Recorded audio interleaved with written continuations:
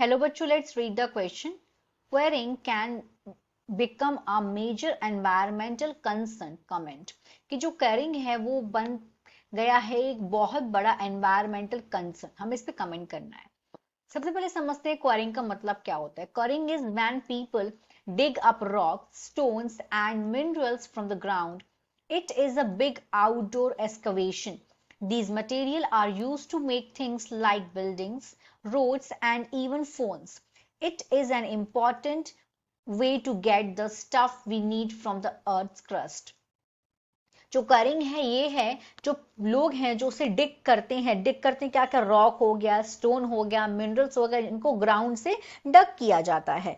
तो ये क्या है, ये बहुत बड़ा ये आउटडोर एक्सकेवेशन है और यहाँ पे मटेरियल्स को यूज किया जाता है अलग अलग चीजें बनाने के लिए. जो मटेरियल को डिग करके निकाला जाता है, जैसे कि क्या क्या यूज करा जाता है मटेरियल को क्या क्या बनाने के लिए, जैसे कि बिल्डिंग हो गया, रोड हो गया और यहाँ तक कि फोन्स हो गए.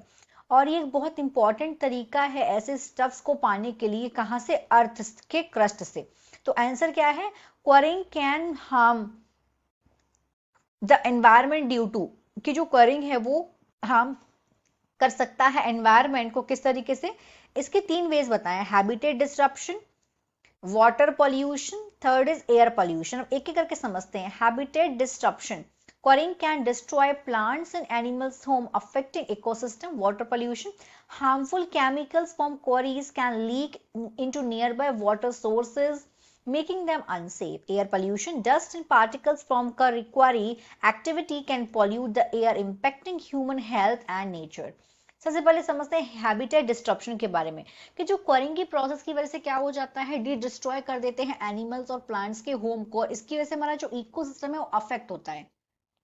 हैबिटेट का मतलब क्या होता है? उनका घर, एनिमल का घर, प्लांट का घर. अब जिस पर्टिकुलर एरिया में क्वारिंग की प्रोसेस की जा रही है, डिग किया जा रहा है, वहां पे हो सकता है किसी प्लांट का वो हैबिटेट हो, किसी एनिमल का वो हैबिटेट हो.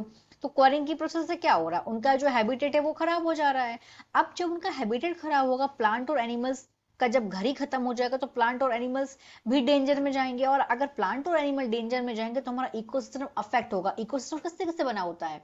बायोटिक और एबायोटिक फैक्टर से, प्लांट से, एनिमल से, सॉइल से, वाटर से, ये इससे हमारा इकोसिस्टम बना होता है. तो इस तरीके से इकोसिस्टम अफेक्ट होगा अगर इकोसिस्टम का प्लांट है, एनिमल है, ये अफेक्ट होंगे. तो सेकंड है वाटर पोल्यूशन. तो जो हार्मफुल केमिकल्स है वो क्वरिंग से वो लीक हो जाते हैं. लीक होकर वो वाटर सोर्सेज में चले जाते हैं और जो वाटर सोर्सेज में जाते हैं तो वाटर सोर्सेज को बना देते हैं वो अनसेफ.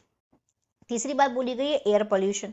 अब हम लोग को जब क्वरिंग की प्रोसेस करेंगे, गड्ढा खोदेंगे, तो जाहिर सी बात है कचरा उड़ेगा, डस्ट उड़ेगी. तो जो डस्ट पार्टिकल हैं क्वरी एक्टिविटी से जो निकलते हैं, ये एयर में जाके मिक्स हो जाते हैं और इस तरीके से एयर को ये पोल्यूट करते हैं. और वही एयर जो है ह्यूमन इनहेल कर लेगा और प्लांट्स हैं और एनिमल्स हैं वो इनहेल कर लेंगे, तो उनकी हेल्थ को ये इम्पैक्ट करेगा नेगेटिवली. तो ये हो गए तीनों. इसीलिए ये एनवायरमेंट को किस तरीके से हार्म कर रहा है, हमने यहाँ पे 3 पॉइंट्स देखे. Hope you understood it well. All the best.